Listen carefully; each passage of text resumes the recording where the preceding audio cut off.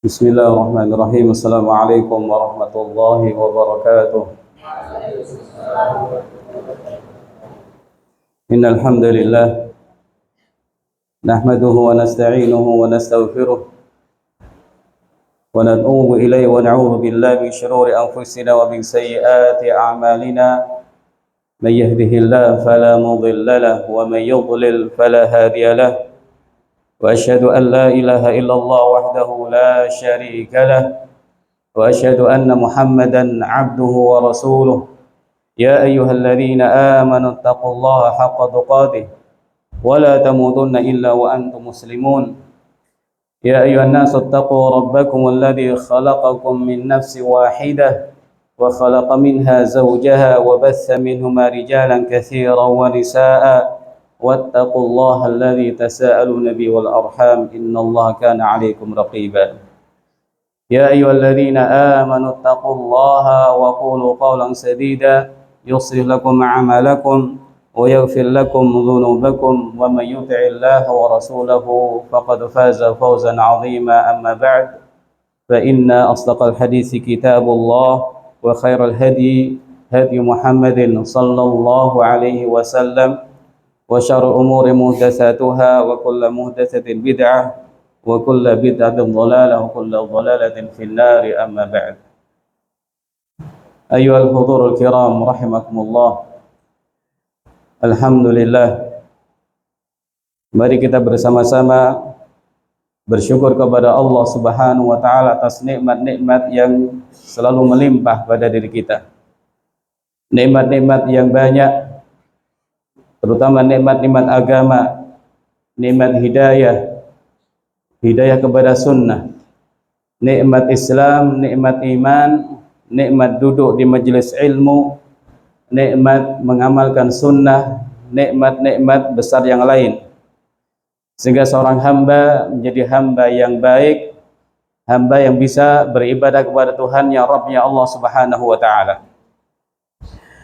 Ayyuhal hudhur kiram rahimakumullah, pada kesempatan kali ini kita akan kembali melanjutkan untuk membaca bersama kitab Syarah Fadhul Islam, kitab Fadhul Islam karya Syekh Muhammad Ibn Abdul Wahhab rahimahullahu ta'ala, kitab yang berjudul Keutamaan Agama Islam. Kita sudah sampai pada bagian ketujuh ya, yang berbicara tentang bahaya perkara yang disebut dengan bid'ah. Di awal-awal pembahasan, penulis rahimahullahu ta'ala sudah menyampaikan bahwa Islam itu sempurna, disempurnakan oleh Allah Subhanahu wa ta'ala. Kemudian pembahasan selanjutnya kita diberi pengertian bahwa Islam itu ketundukan kepada Allah, taat kepada Allah Subhanahu wa ta'ala, taat kepada Nabi sallallahu alaihi wasallam. Kita juga diberitahu tentang kewajiban masuk Islam, dan pembahasan sebelumnya adalah penulis rahimahullah membawakan bab tentang kewajiban masuk Islam secara keseluruhan dengan membawa ayat ya ayyuhalladzina amanu dkhulu fis-silmi kafah. Wahai orang beriman, masuklah ke dalam Islam secara kafah, fi jami' syara'i, pada seluruh ajaran-ajarannya. Nah, pembahasan ini tentu sangat berhubungan dengan pembahasan sebelumnya. Kita diperintahkan Allah Ta'ala untuk masuk Islam dengan menerima seluruh ajarannya, yang pokok ataupun yang cabang. Semuanya adalah hak, semuanya adalah baik, dan semuanya kita diperintahkan untuk mengamalkannya. Kalau demikian, berarti kita dilarang untuk meninggalkannya. Berarti kita juga dilarang untuk mengada-ngada amalan di dalam agama Islam ini. Syariat Islam sudah disempurnakan, sudah sempurna, maka tidak butuh tambahan. Apa saja yang kita butuhkan untuk beribadah kepada Allah, keyakinan apa saja yang penting buat kita, semuanya sudah dijelaskan oleh Nabi kita Muhammad sallallahu alaihi wasallam. Rasul yang memiliki sifat rahim, penyayang kepada kaum mukminin. Rasul yang ingin semua manusia itu dapat hidayah. Rasul yang sedih kalau ada orang tidak mau beriman kepada beliau atau tidak patuh kepada beliau sallallahu alaihi wasallam. Kembali kepada pembahasan kita sekarang. Muallif rahimahullahu taala mengatakan babu maja'annal bid'ata asyaddu minal kaba'iri.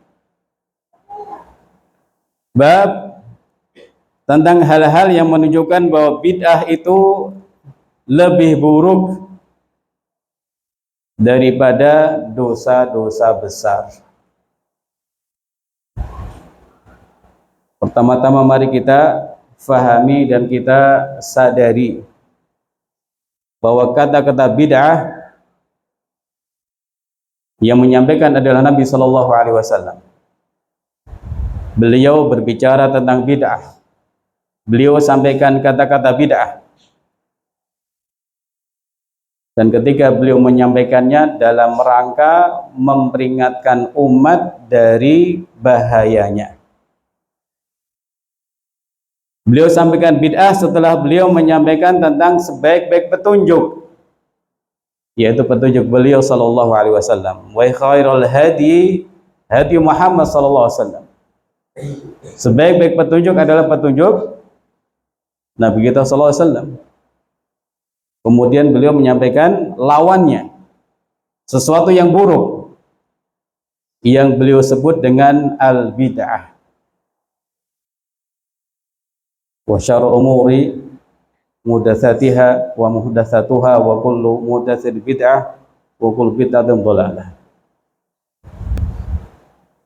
Ini poin yang penting untuk difahami bahwa kata-kata bid'ah disampaikan Nabi sallallahu alaihi wasallam dalam syariat, dalam hadis, dalam rangka untuk memperingatkan umat ya. Nah, bid'ah itu apa? Ihdatsun fid din. Melakukan sesuatu yang baru dalam masalah agama. Bukan masalah dunia. Masalah dunia silahkan berinovasi. Silahkan menggabungkan makanan ini dengan makanan yang lain. Bahan ini dengan bahan yang lain. Tapi untuk agama, serahkan kepada yang menentukan syariat. Allah Subhanahu wa taala yang disampaikan melalui Nabi Muhammad sallallahu alaihi wasallam.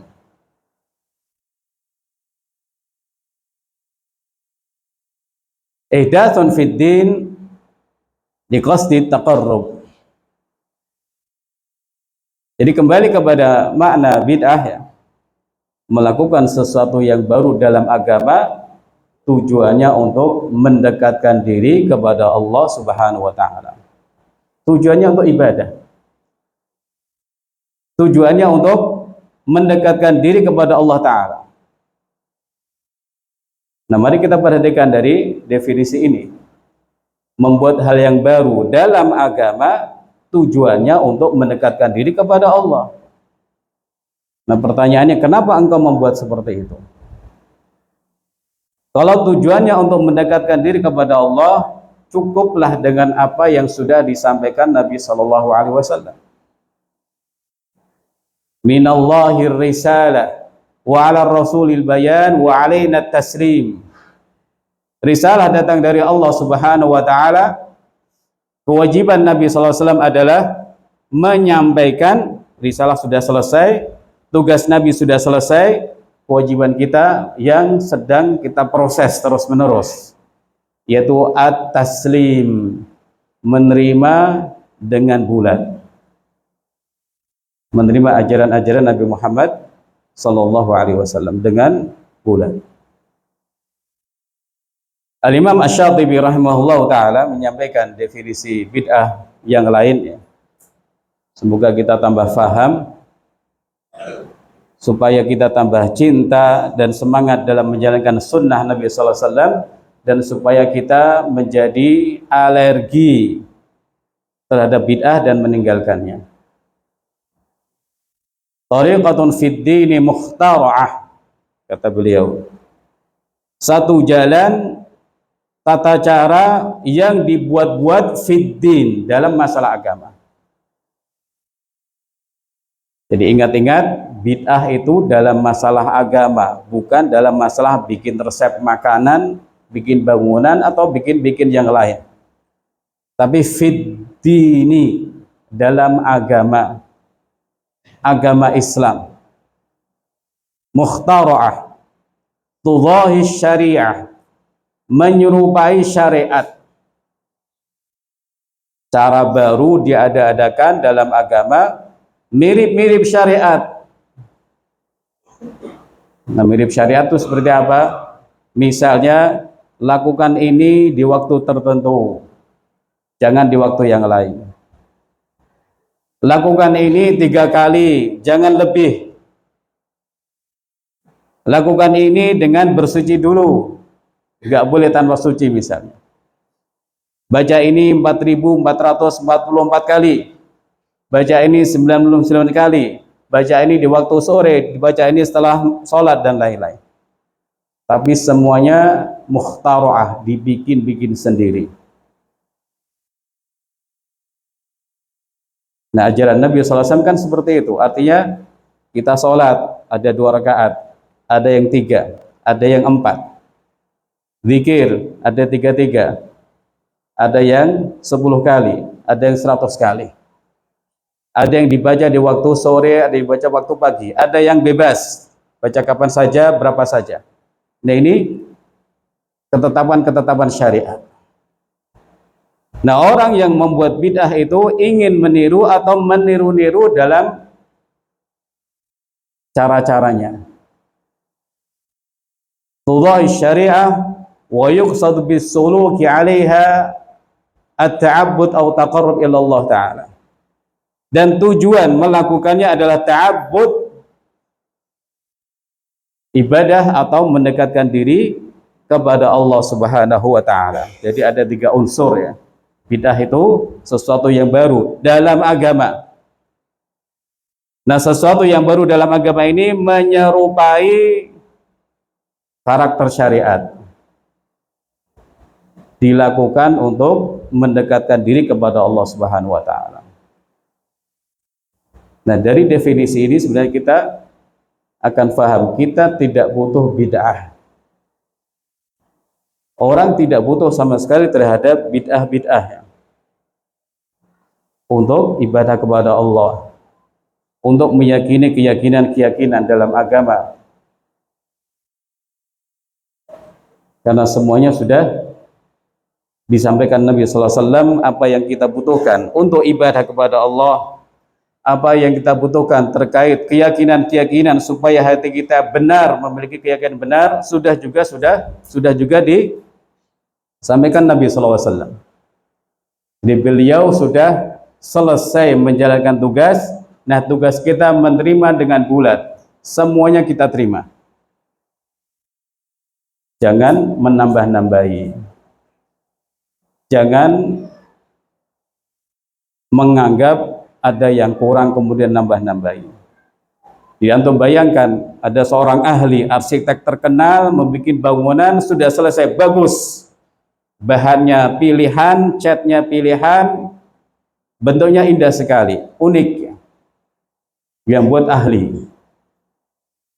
Insinyurnya terbaik, para pekerjanya juga handal.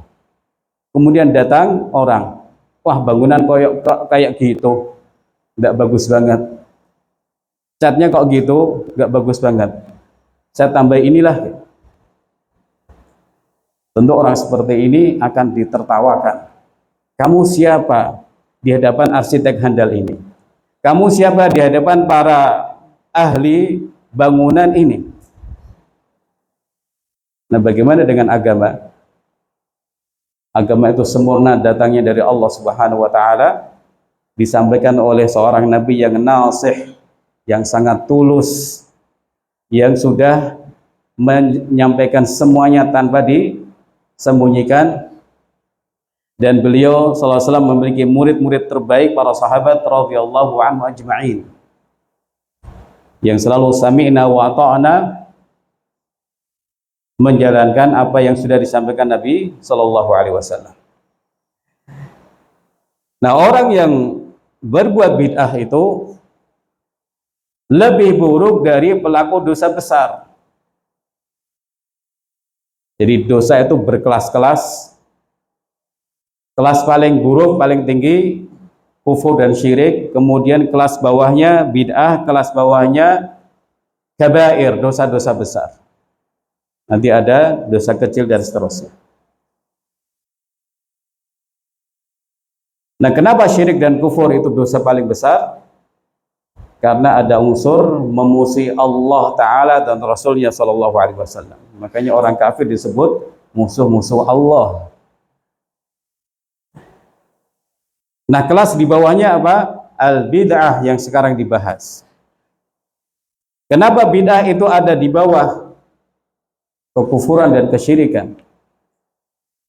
Karena di situ ada unsur mukhalafah kepada Rasul, menyelisih atau menentang Rasul, melanggar petunjuk Rasul. Kemudian dhararnya, bahayanya pun akan menyebar. Bukan hanya dilakukan oleh si pelakunya, tapi juga nanti bisa diikuti oleh orang-orang lain.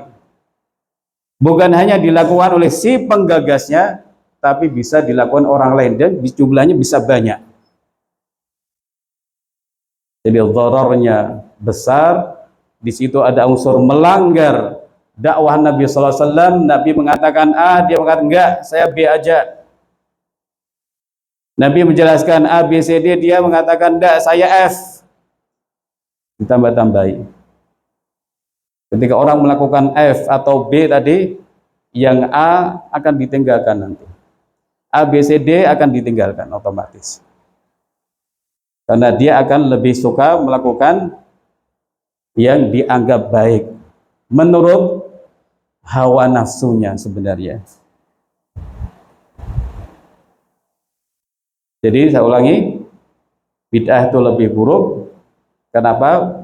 Dampak buruknya itu menyebar banyak. Kemudian ada unsur melanggar dakwah Nabi sallallahu alaihi wasallam, dan orang ini nanti akan mendakwahkan atau menyebarkan bid'ahnya kepada orang lain.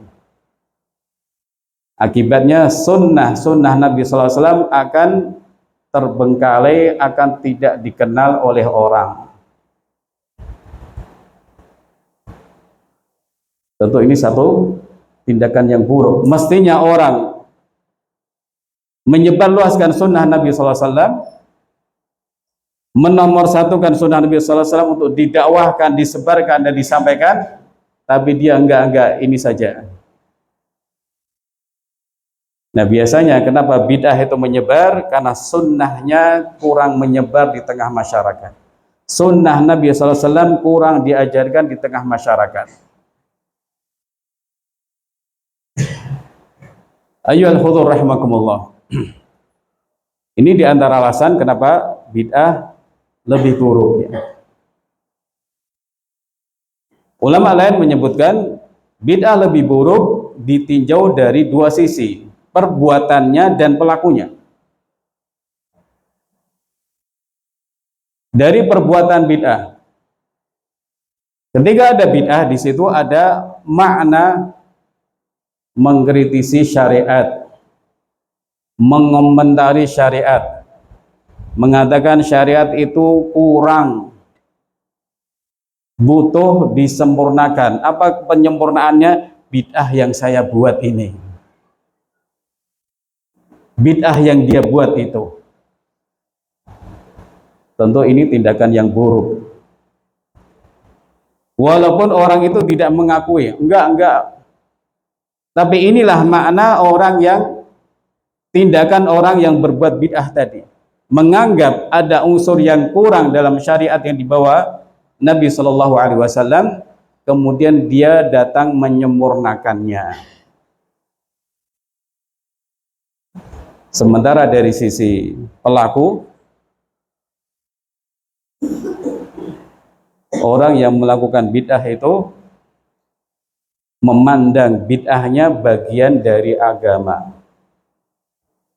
bagian dari ajaran agama, menganggap dia berada di atas kebenaran. Nah, sekarang kita bandingkan dengan pelaku dosa besar. Pelaku dosa besar, minum khamr misalnya, apakah menganggap dirinya sedang beribadah? Tidak. Apakah dia sedang menganggap dirinya dalam keadaan baik? Enggak juga. Apakah dia menganggap mencuri atau minum khamr itu bagian dari agama? Juga tidak. Ini diantara hal atau poin yang menunjukkan bid'ah itu lebih buruk dari dosa besar. Pelaku dosa besar tahu itu buruk, tapi kemudian hawa nafsunya mengendalikan dia, kemudian terjumus ke dalam dosa-dosa besar tadi. Tapi dia tidak pernah menganggap dosa besarnya bagian dari agama. Dia tidak pernah menganggap dirinya sedang ibadah kepada Allah dengan dosa besarnya itu. Beda dengan bid'ah tadi. Ini para santri terutama mari dipahami dengan baik. Bid'ah itu lebih buruk dari dosa-dosa besar dari melalui alasan-alasan tadi dan alasan lain disampaikan oleh ulama. Ini saya kira cukup ya untuk menjelaskan kenapa bid'ah disebut lebih buruk dari dosa-dosa besar. Nanti penulis akan membawakan dalil-dalil dari Quran ataupun hadis. Kita lihat perkataan atau penjelasan Syekh Shalih Fauzan hafizahullah taala. Fal bid'u syarrun wa aluha ahlu dhalal wa hiya tuharibu sunana. Bid'ah itu buruk-buruk, keburukan. Dan orang-orang yang melakukannya adalah orang-orang sesat. Bid'ah itu melawan atau memerangi sunnah. Ini akan tambah ketika orang disebut jangan lakukan itu karena itu bid'ah, dia akan melawan. Tidak bid'ah. Justru dia bisa menganggap yang sunnah itu adalah perkara baru atau yang aneh, atau bahkan dianggap sebagai tanda atau ciri orang sesat. Itu bahayanya.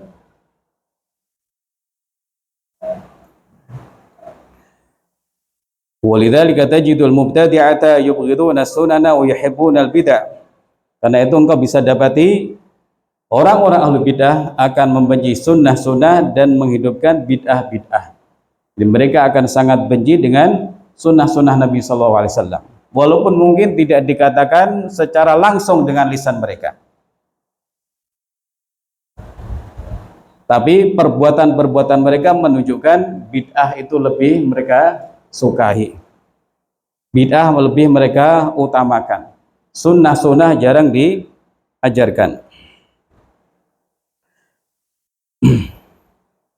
Kemudian beliau menyampaikan yang artinya orang-orang itu akan semangat dalam menghidupkan bid'ah, tapi ketika datang sunnah mereka bermalas-malasan, berat untuk melaksanakan sunnah.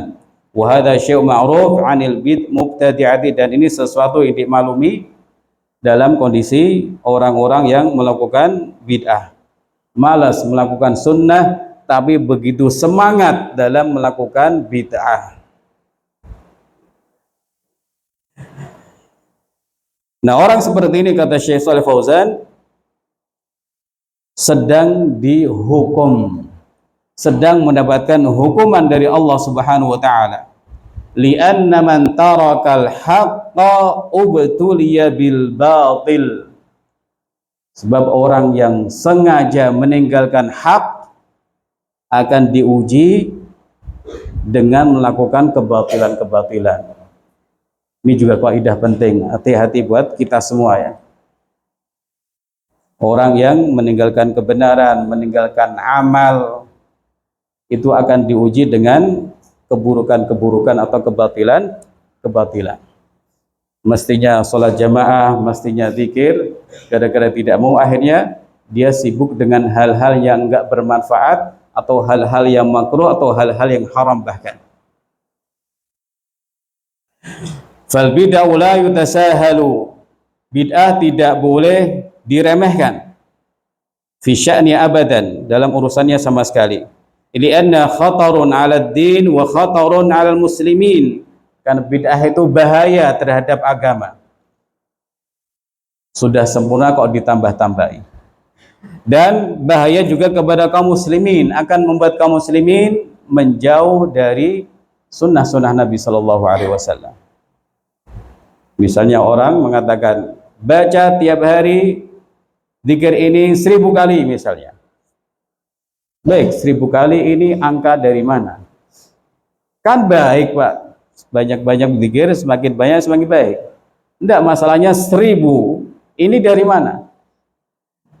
Kalau Nabi SAW memutlakkan, ya, membebaskan orang membaca tasbih, tahlil, tahmid, kenapa Anda membatasinya dengan angka 1000 ini? Habbul kalam ilallah arba'un, ya. Ucapan-ucapan yang paling Allah cintai ada 4. Subhanallah, alhamdulillah, wa la ilaha illallah akbar. Tasbih, tahmid, tahlil, takbir.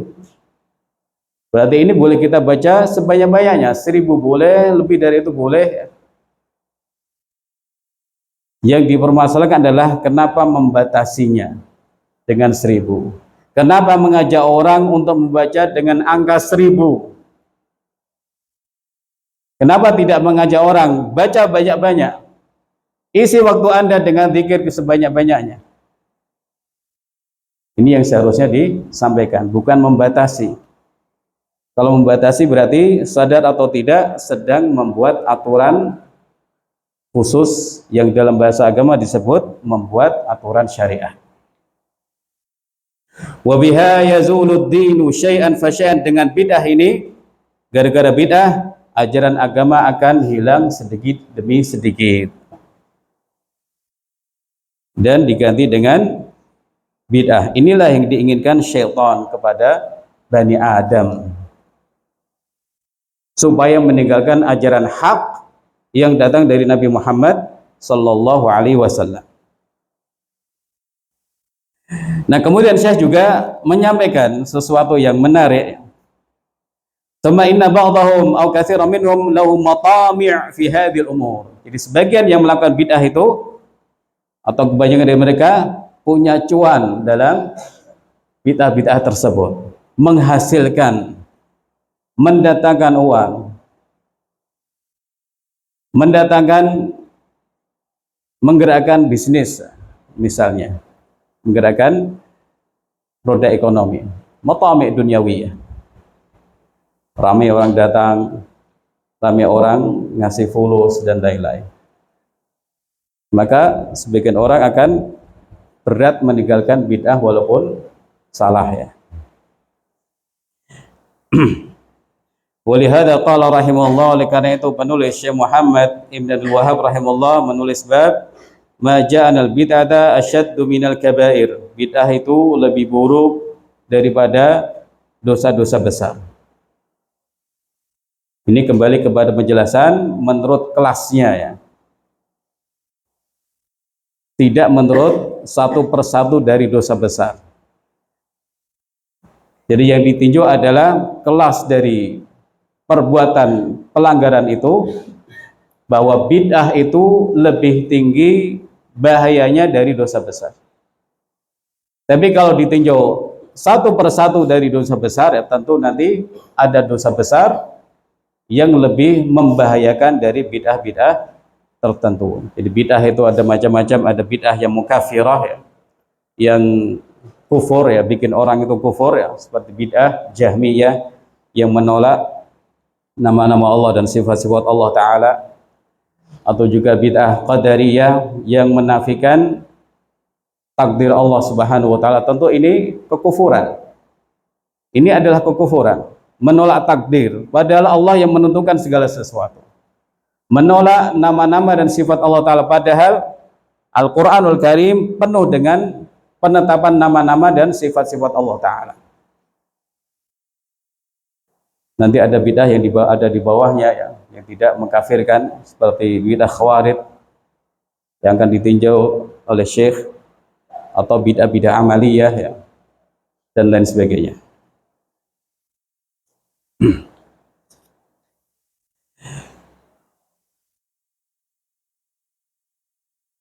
Penulis rahimahullah membawakan ayat liqaulihi ta'ala innallaha la yaghfiru an yushraka bihi wa yaghfiru ma duna dzalika liman yasha.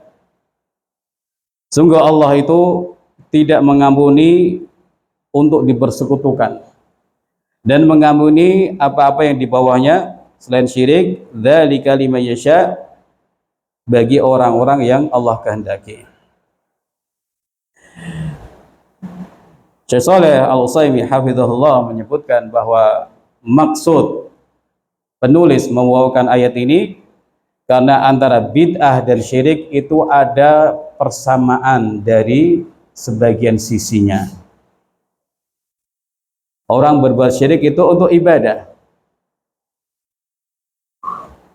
Jadi ketika melakukan perbuatan syirik, orang akan mengatakan tidak, kami sedang mengagungkan atau mencintai orang soleh.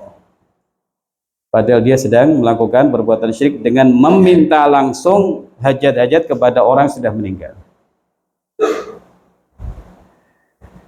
Jadi ada unsur taqarrub, menganggap itu ibadah dan menganggap sebagai bagian dari agama. Demikian juga orang-orang musyrik dahulu ya. Kami menyembah ini liqarribuna ilallahi zulfa, agar lebih mendekatkan kami kepada Allah Subhanahu wa taala. Taqarrub juga. Nah, orang yang berbuat bid'ah pun demikian adanya. Qasadnya atau tujuannya adalah untuk mendekatkan diri kepada Allah Subhanahu wa taala. Jadi ada persamaan dalam unsur, niatnya itu sama-sama ingin mendekatkan diri kepada Allah Subhanahu wa taala. Dikhawatirkan orang seperti ini tidak diampuni.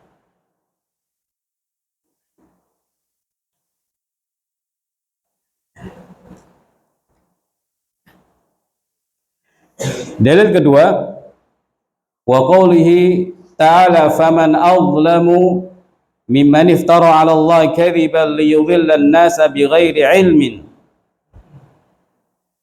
Maka siapakah yang lebih zalim dari orang yang melakukan iftira, dusta kepada Allah Subhanahu wa taala untuk menyesatkan orang tanpa ilmu.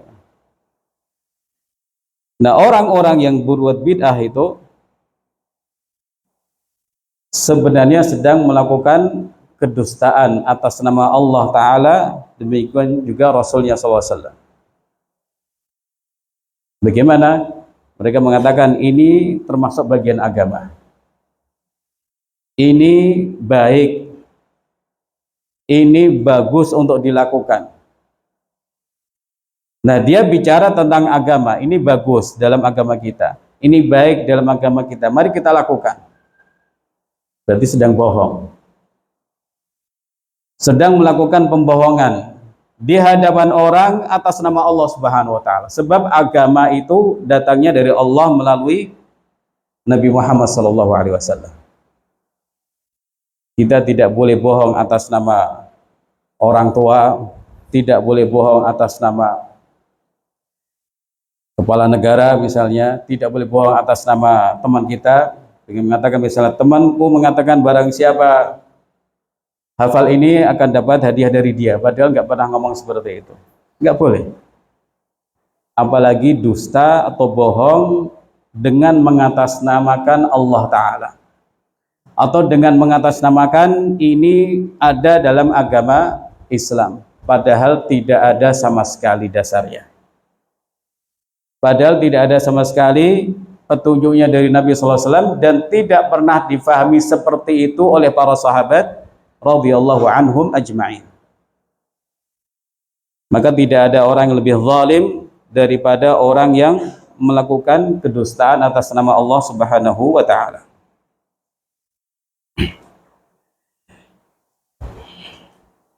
Syekh Shalih Fauzan mengatakan di antara sisi bahwa bid'ah itu lebih buruk dari dosa besar adalah orang yang berbuat bid'ah itu melakukan kebohongan atas nama Allah. Dia mengatakan ini syariat, ini ajaran agama, ini ada pahalanya. Padahal tidak ada sedikit pun petunjuk-petunjuk tentang itu. Bukan syariat Allah, bukan dari bagian ajaran Allah, dan juga tidak ada nas dalil yang menunjukkan pahala amaliyah tersebut. Fahuwa yaftari 'ala Allahil kadzib. Maka orang ini sedang berbohong atas nama Allah Subhanahu wa taala. Beda dengan pelaku maksiat, nggak ngaku seperti itu. Tidak akan mengaku bahwa maksiatnya itu bagian dari agama Allah Subhanahu wa taala. Dalil berikutnya, wa qauli ta'ala liyahmilu awzarahum kamilatan yaumal qiyamah wa min awzaril ladzina yudhillunahum bighairi ilmin ala sa'a ma yazirun. Dan mereka akan menanggung dosa-dosa mereka sempurna pada hari kiamat dan juga dosa-dosa orang-orang yang sudah mereka sesatkan tanpa ilmu. Ingatlah sangat buruk apa yang mereka tanggung. Ayyuhal hudur rahimakumullah taala, orang kafir ketika dia menyesatkan orang lain dengan kekufurannya, dia akan menanggung dosanya sendiri dan dosa orang-orang yang dia sesatkan, yang kemudian menjadi kufur atau murtad ya. Begitu pula orang-orang yang berbuat bid'ah. Bid'ah keyakinan, Khawarij misalnya mengajak orang untuk mengkafir-kafirkan kaum muslimin, atau mengajak orang untuk memerangi penguasa, atau bid'ah-bid'ah amaliyah dibikin-bikin sendiri, atau bid'ah ibadah ya. Antum pernah dengar sholat birrul walidain apa tidak? Ya, sholat untuk berbakti kepada bapak ibu. Pernah? Ternyata dilakukan oleh sebagian orang.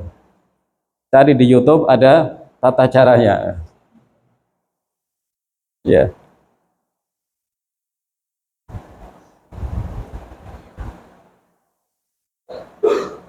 Disebarluaskan. Nah, kalau dicari-cari dasarnya tidak ada. Dan itu tidak masyru' ya. Nah, kelihatannya baik, tapi karena itu bid'ah maka tidak boleh dianggap baik sama sekali. Nah, orang-orang yang mengadakan bid'ah kemudian mengajak orang untuk berbuat bid'ah akan menanggung dosa dia dan dosa orang-orang yang mengikuti. Sebab hakikatnya bid'ah itu juga maksiat. Bid'ah itu juga maksiat. Tapi maksiat yang kelasnya parah ya. Nah, maksiat bertingkat-tingkat, ada yang paling parah syirik kufur kepada Allah atau nifaq i'tiqadi, kemudian bid'ah itu maksiat, dosa besar juga maksiat. Nah, yang dibahas sekarang tentang bid'ah ya. Maksiat atau pelanggaran terhadap agama yang lebih parah daripada dosa besar. Karena menambah-nambahi syariat itu lebih parah daripada orang yang melanggar.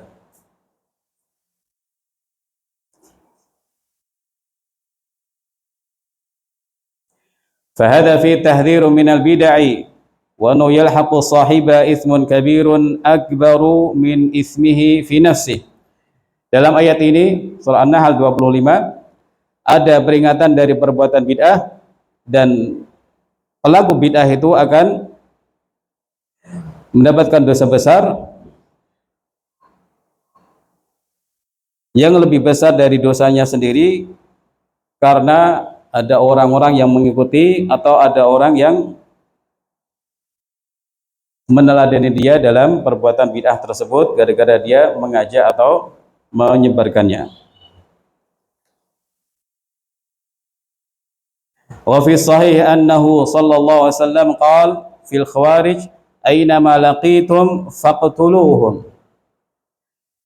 Dalil yang lain yang menunjukkan bahwa bid'ah itu lebih parah, lebih berbahaya dari dosa besar adalah perkataan Nabi SAW tentang golongan khawarij. Golongan pertama yang keluar dari Shiratal Mustaqim. Dimanapun kalian berjumpa dengan mereka, faqtuluhum, bunuhlah mereka. Nabi yang penyayang menyampaikan keputusan yang tegas karena bahaya golongan khawarij ini. Suka mengkafirkan kaum muslimin, yang artinya nanti akan membunuhi kaum muslimin, mengebom-ngebom ya. Minat takfir ila tafjir, kata sebagian ulama. Kenapa ada pengeboman di Saudi atau di tempat yang lain? Karena dari benih-benih pemikiran pengkafiran. Lalu mereka kemudian menganggap orang kafir, akhirnya dibomi semua. Nah, zaman dahulu Nabi SAW sudah memperingatkan, kalau ketemu bunuhlah mereka. Jadi mereka memandang remeh masalah darah atau masalah nyawa kaum muslimin. Pernah bertanya kepada sahabat tentang dosa tidak yang membunuh nyamuk ya. Kemudian dibantah atau diluruskan, kamu bertanya tentang dosa nyamuk sementara kamu sedang membunuhi kaum muslimin.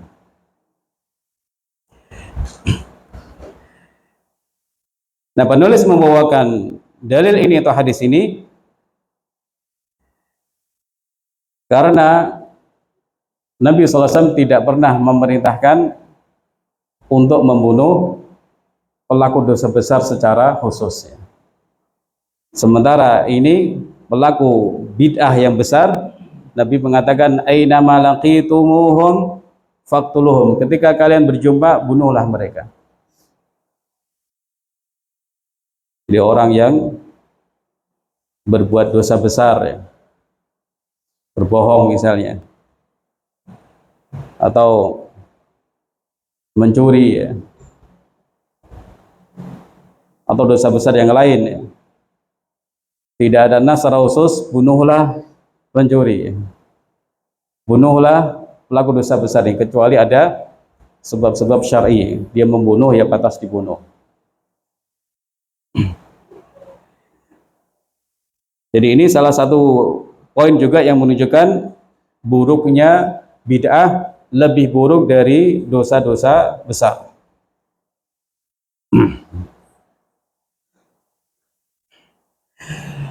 Syekh Shalih Fauzan mengatakan wal khawarij humul ladzina yakhrujuna ala wulati umuril muslimin. Mereka adalah orang-orang yang memberontak terhadap penguasa kaum muslimin. Mereka melepaskan diri untuk taat kepada para penguasa kaum muslimin dan kemudian memberontak mereka dengan pedang atau dengan senjata. Wa yukaffirunal muslimin, mengkafirkan kaum muslimin gara-gara dosa besar. Ini diantara keyakinan-keyakinan berbahaya dari orang khawarij. Haula humul khawarij, mereka itulah orang-orang khawarij. Waqad amara an-nabiy sallallahu alaihi wasallam biqatlihim likafi syarrihim wal qada'i ala bid'atihim. Rasul sallallahu alaihi wasallam ya, beliau sosok yang penyayang, sosok yang kasihan. Tapi dalam hal ini beliau tegas memerintahkan agar membunuh orang khawarij agar keburukan mereka bisa dihentikan dan agar bid'ah mereka bisa dilenyapkan. Sebab petunjuk sunnah dan juga petunjuk syariat memerintahkan kaum muslimin untuk mendengar dan taat kepada para penguasa mereka. Karena tunduk taat kepada penguasa itu selama memerintahkan kepada kebaikan ya, itu ada kemaslahatan, ada keamanan, ada kedamaian, ketenangan. Berbeda kalau terjadi pemberontakan, kejadian atau keadaan akan kacau dan akan timbul pertumpahan darah yang banyak.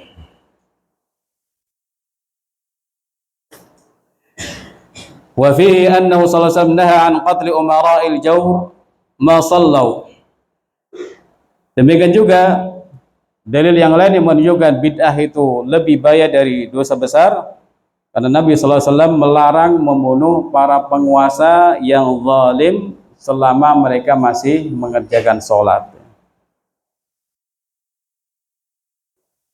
Mereka berbuat zalim. Zalim itu dosa besar, tidak boleh. Mereka penguasa, tapi Nabi sallallahu alaihi wasallam melarang untuk membunuh mereka, bahkan melarang untuk memberontak kepada mereka. Tetap sholat di belakang mereka, tetap berjihad bersama mereka, wa in jaru, disebutkan dalam Aqidah Tahawiyah ya. Kaum muslimin berjihad bersama para penguasa walaupun mereka penguasa-penguasa yang tidak baik atau zalim dalam istilah bahasa agama ya.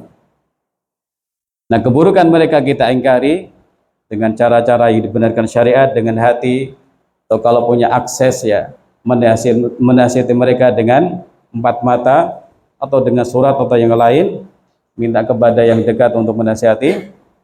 Itulah kewajiban-kewajiban seseorang untuk menghadapi kemungkaran-kemungkaran yang terjadi di suatu penguasa atau di suatu pemerintahan.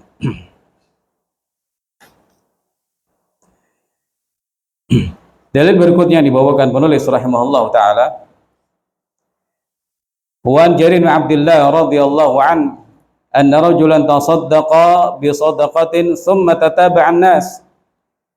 Dari sahabat yang mulia Jarir bin Abdullah radhiyallahu an, ada seseorang yang bersedekah dengan sedekah tertentu, lalu orang-orang mengikuti. Jadi orang ini menjadi pertama, lalu diikuti oleh orang-orang yang lain. Kemudian Nabi sallallahu alaihi wasallam berkomentar, man sanna fil islami sunnatan hasanah falahu ajruha wa ajru man amila biha min ba'di. Barang siapa yang melakukan dalam Islam sunnah hasanah, silakan diperhatikan di sini, sunnah hasanah bukan bid'ah hasanah. Dan contoh amalan yang disampaikan di sini juga amalan yang syar'i, sedekah atau sedekah. Bukan amalan yang mengada-ngada. Dalam Islam tidak. Orang bersedekah, mengawali sedekah, kemudian orang-orang lain mengikuti. Ini kadang-kadang seperti itu. Di masyarakat sebenarnya ada banyak orang tahu tentang satu sunnah, tapi maju mundur untuk melakukannya. Jangan-jangan nanti kalau saya melakukan diomongin, nanti di kata-kata macam-macam. Lalu di antara mereka ada yang melakukannya, menjelaskannya. Akhirnya orang-orang mengikuti, orang-orang mengamalkan. Nah, orang seperti ini sedang sanna fil islami sunnatan hasanah, menjadi pionir dalam kebaikan yang diajarkan Nabi sallallahu alaihi wasallam, atau menghidupkan sunnah yang sekian lama sudah tidak hidup di tengah masyarakat. Falahu ajruha, bagi dia pahalanya, wa ajru man amila biha, dan pahala orang-orang yang mengamalkannya setelah itu, min ghairi an yanqusa min ujurim syai', tanpa mengurangi pahala mereka sedikit pun.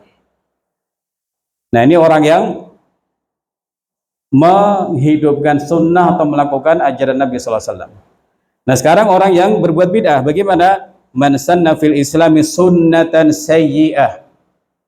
Barang siapa yang mengadakan dalam Islam sunnah sayyi'ah, yaitu bid'ah, maka bagi dia menanggung dosa bid'ahnya dan dosa bid'ah orang yang mengikutinya atau mengamalkannya tanpa mengurangi dosa mereka sedikit pun. Ikhwani wa akhwati fillah rahimakumullah taala.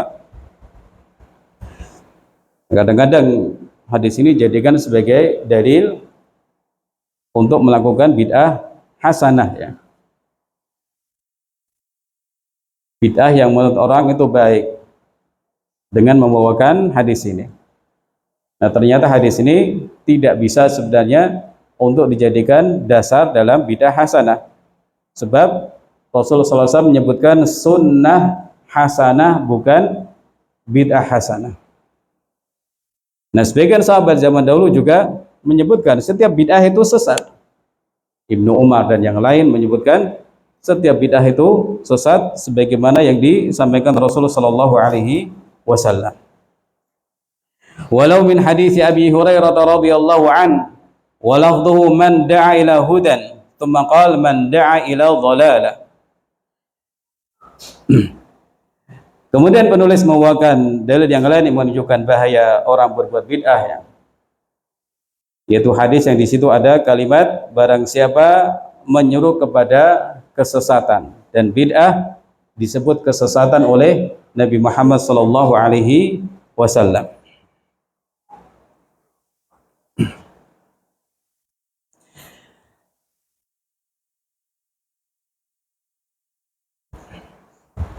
Ayyuhal hudur rahimakumullah taala.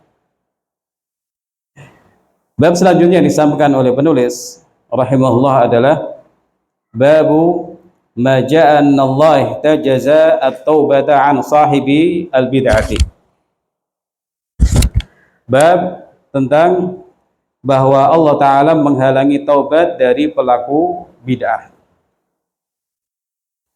Mari kita ingat kembali sebagian poin yang tadi sudah disampaikan.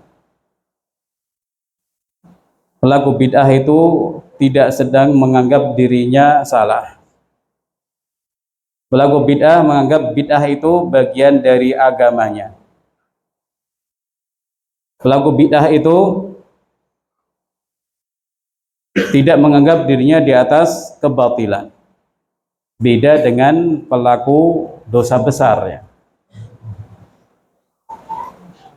Dia yakin sedang berbuat salah, sedang berbuat pelanggaran syariat. Beda halnya dengan pelaku bid'ah. Menganggap dirinya melakukan kebaikan, menganggap dirinya melakukan amal soleh, karena itu akan susah untuk bertaubat,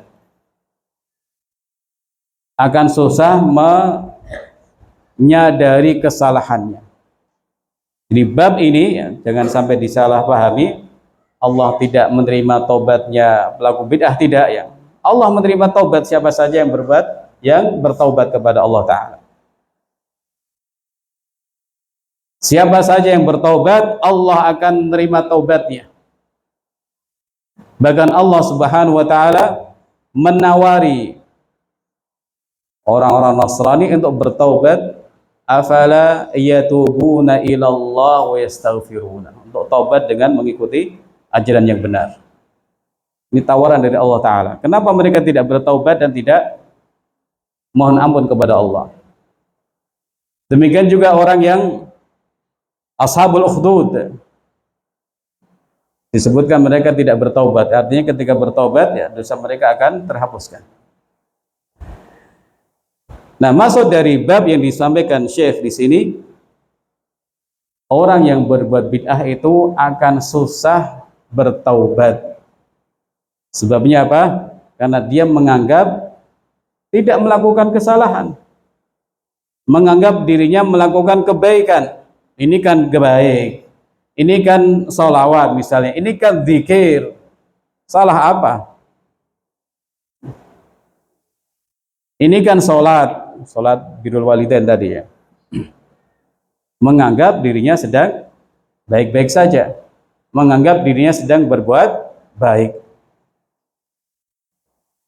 Makanya akan susah untuk menyadari kesalahannya atau bertaubat kepada Allah Subhanahu wa taala. Hadza marwiyun min hadits Anas. Rasulullah sallallahu alaihi wasallam bersabda, "Innallaha hajaba aw hajaza at-taubata an kulli sahibi bid'ah," atau kama qala sallallahu alaihi wasallam. Hadis ini diriwayatkan oleh Imam Tabrani dan disahihkan oleh Syalbani rahimahullah. Jadi ada nas, ada keterangan jelas dari Nabi sallallahu alaihi wasallam kalau Allah itu menghalangi pelaku bid'ah dari bertaubat. Alasannya apa tadi? Karena orang yang melakukan bid'ah itu tidak sedang menganggap salah dirinya, sedang menganggap dirinya melakukan ibadah kepada Allah Subhanahu wa taala.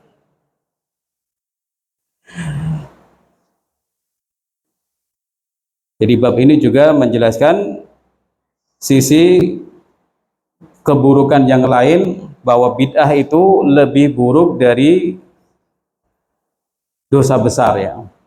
Pelaku dosa besar akan lebih relatif mudah, akan lebih mudah untuk bertaubat.